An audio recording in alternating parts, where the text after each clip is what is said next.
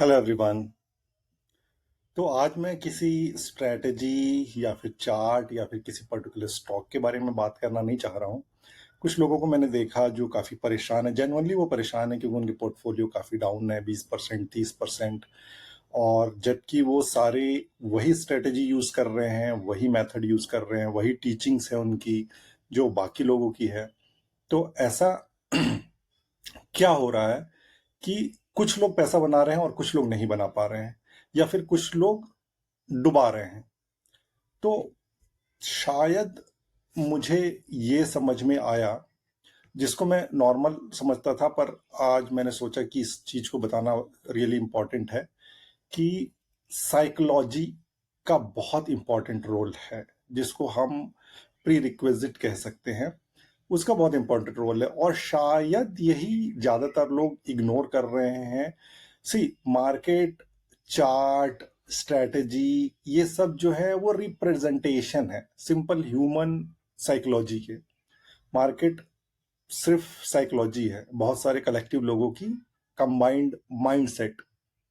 तो इसीलिए जब मेजॉरिटी ऑफ द पीपल सोचते हैं कि ये पर्टिकुलर स्टॉक डाउन जाना चाहिए, तो फिर चार्ट भी वैसा ही शेप लेने लगता है, क्योंकि उसके अगेंस्ट लोग एक्शन लेते हैं। अगर ये सोच रहे हैं कि ये अब ऊपर नहीं जाएगा तो बेचना चालू करेंगे, और बेचेंगे तो ऑब्वियसली वो नीचे जाएगा, नीचे जाएगा तो चार्ट भी वैसे पैटर्न दिखाएगा। चार्ट पैटर्न दिखाएगा तो स्ट्रेटेजी वो फॉलो करेगी, रिवर्स कप विथ हैंडल या बाकी की जो भी चीजें होती है वो बनेंगी। तो इन सबसे ऊपर साइकोलॉजी है, जो कि शायद हम सब बहुत ज्यादा इग्नोर कर रहे हैं।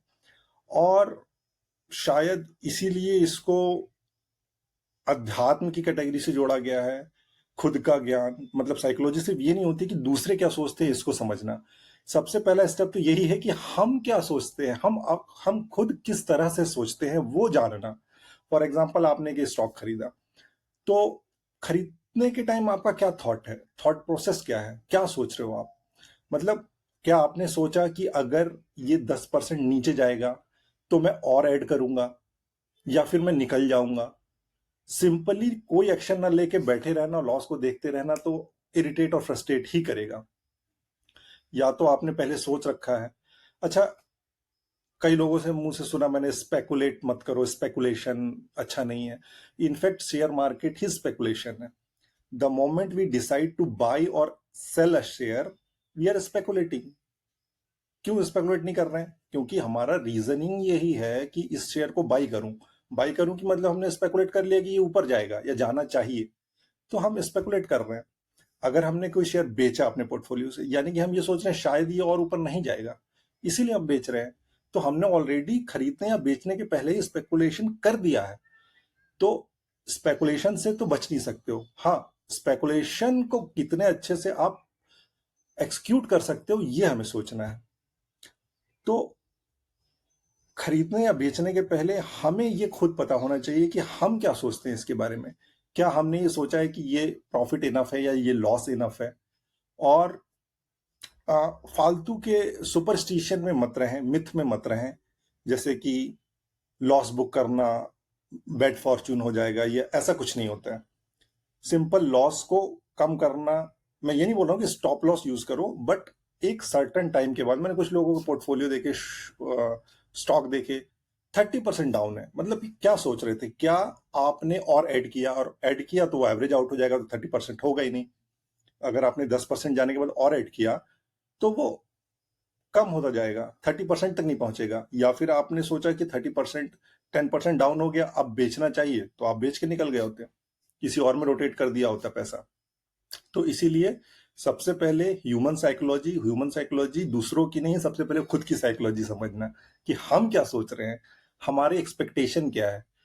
क्या हम बस खरीद के बैठ गए हैं कि हाँ 10 साल में मल्टी बैगर बनेगा? अगर 10 साल में मल्टी बैगर बनेगा तो फिर रोज प्रॉफिट पोर्टफोलियो देखना ही क्यों, 10 साल बाद देखना, फिर डिसाइड करना, राइट? और अगर ट्रेडर हो तो आपके रूल्स होने चाहिए। तो इसीलिए साइकोलॉजी मोस्ट इंपॉर्टेंट है। अब ऑल चार्ट पैटर्न स्ट्रेटजी सबसे इंपॉर्टेंट है साइकोलॉजी। जब सारे लोग ये सोचते हैं मार्केट डाउन जाना चाहिए तो वो जाएगा।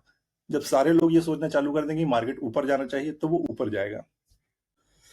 तो हाँ, मैं सजेस्ट करूंगा साइकोलॉजी से रिलेटेड आप काफ़ी बुकें पढ़ें। बहुत अच्छी चीज़ है एक्चुअली। दो तीन बुक अगर मैं रिकमेंड करूं तो मार्कस ऑरेलियस की मेडिटेशन है एक बुक। वैसे वो मेडिटेशन पे नहीं है, बट कैसे हम सोचते हैं वो है। और courage to be dislike, courage to be happy, how a man think can, और बहुत सी बुक हैं। तो पहले साइकोलॉजी ऑफ मनी पढ़ने के पहले ह्यूमन साइकोलॉजी पढ़ना बहुत जरूरी है।